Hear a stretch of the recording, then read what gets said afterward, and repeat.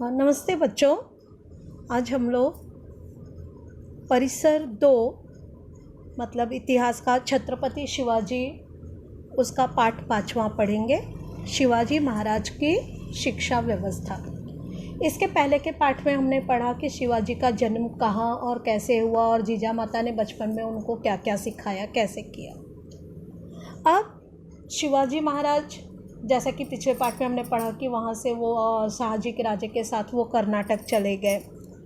वहाँ पे वो राजाओं की तरह उन लोग रहने लगे। उसके बाद शिवाजी महाराज जैसे जैसे बड़े होने लगे तो भले उनकी माँ उनको उन कहानियाँ सुनाती थी, वो करती थी, उनकी माँ उनको सब कहानियाँ सुनाती थी, बताती थी, है ना।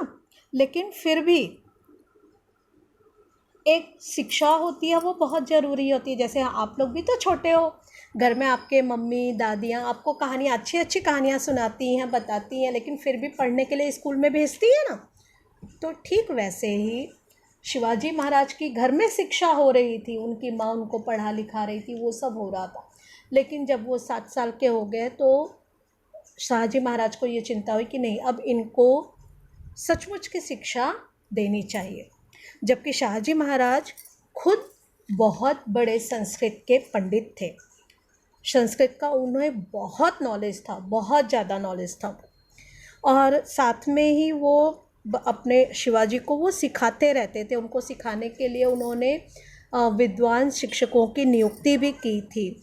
और उसके साथ साथ वो शिवाजी महाराज को खुद भागवत गीता, रामायण, महाभारत और जो संतों की पुराण ये सब थे, उनको वो सिखाते थे, खुद सिखाते थे। और शिवाजी को सिखाने के लिए उन्होंने घुड़सवारी करने के लिए, कुश्ती, लगाम, लड़ाई करने, ये सारी चीज़ों के लिए उन्होंने शिक्षक नियुक्त किए थे।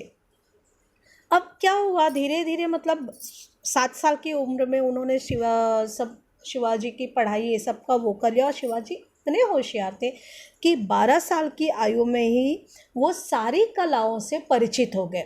सारी कलाएं उन्हें आ गई, जो जो शाहजी सिखाना चाहते थे, सारी चीज़ें उनको 12 साल की उम्र में ही आ गई। इसी बीच में क्या हुआ कि आदिल शाह ने शाहजी राजे को कर्नाटक में के जो नायक थे उन लोगों के ऊपर राज्य विजय पाने के लिए उनको वहाँ भेज दिया। अब शाहजी को ये लगा कि शिवाजी और जीजाबाई को अपने साथ वहाँ लड़ाई में लेकर जाना ठीक नहीं है। तो इसलिए उन्होंने क्या किया, शाहजी राजे को और जीजाबाई को पुणे, मतलब पूरा सेना और हर एक जो ज़रूरी सामान था, हर एक चीज़ के साथ में उन्हें वापस पुणे भेज दिया। पुणे ये बचपन से रहते थे, वहाँ उनकी वो जागीर थी सब। लेकिन जब जीजाबाई और शिवाजी महाराज पुणे गए तो जो बचपन का पुणे था शिवाजी महाराज का, हमने देखा था ना, वो मावलों के साथ बैठ के कैसे खेलते थे, जंगल में जाते थे, वो करते थे। तो वो पुणे और आज का पुणे बहुत बदल गया था। पुणे में जगह जगह घर जो थे वो खंडहर बन गए थे, वहाँ कोई नहीं था, फसलें नष्ट हो गई थी, गांव पूरे के पूरे बर्बाद हो गए थे, मंदिर कुछ ख़त्म हो गए थे। मतलब ऐसे लगता था वहाँ देख के कि पूरी मनहूसियत फैली हुई है, वहाँ जनजीवन है ही नहीं, वहाँ लोग हैं ही नहीं। वहाँ सचमुच में लोगों ने जगह को छोड़ छोड़ के वो कहीं और चले गए थे। ये देखकर शिवाजी महाराज को और जीजाबाई को बहुत दुख हुआ। फिर वो लेकिन फिर भी पुणे आए, वहाँ पे वो रुके और धीरे धीरे उन्होंने पुणे की उन्नति करनी शुरू की। उन्होंने धीरे धीरे सुधार करना शुरू किया, लोगों के अंदर यह विश्वास दिलाया कि देखो मैं अब आ गया हूँ तो अब यहाँ सब कुछ अच्छा होगा। लोगों से वो बात करने लगे, उनसे मिलने लगे लोग और चीज़ों में उतना ही सुधार करने लगे, जिससे हुआ तो जब लोगों को शिवाजी पे और जीजाबाई पे विश्वास होने लगा, उसके बाद लोग धीरे धीरे पुणे की तरफ आने लगे। अच्छा, जब सब आने लगे उसके बाद शिवाजी और जीजाबाई की ये नैतिक जिम्मेदारी बन गई कि लोगों को सुरक्षा दो। क्योंकि अगर उन्हें सुरक्षा नहीं मिलेगी तो फिर वो वापस चले जाएंगे। तो इसके लिए उन्होंने दादाजी कोंडदेव को ये काम दिया। दादाजी कोंडदेव जब इन लोग कर्नाटक में थे उस समय उन्होंने पुणे की जागीर बहुत अच्छे से संभाली थी और ये कोंढाणा किले के सूबेदार थे। ये बहुत ही ईमानदार थे, न्यायप्रिय थे, कभी इन्होंने किसी के ऊपर अन्याय नहीं किया और निष्ठावान थे।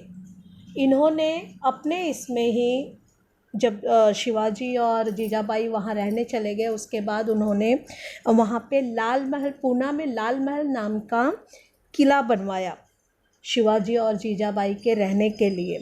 और फिर किसान खेती की पैदावार अच्छे से करें, जल्दी करें, मेहनत से करें, इसके लिए उन्होंने कुछ वर्षों तक खेती में लगान भी माफ़ कर दिया।